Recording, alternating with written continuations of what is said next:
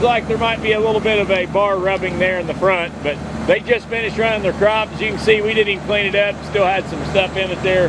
Got a Cummins engine, 4-wheel drive, mud hog, single speed hydro, long feeder.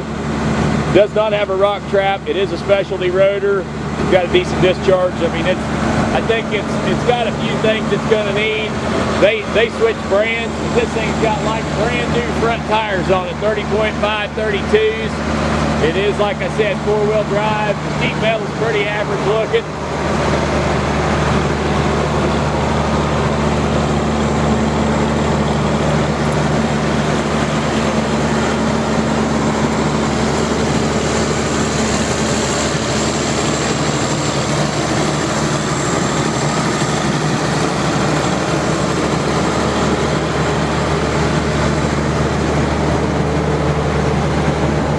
This thing, she just put tires on it not too awful long ago.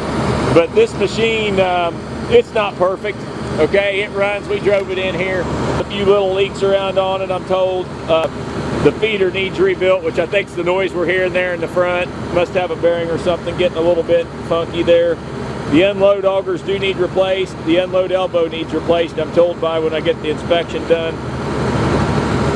And the incline auger needs replaced.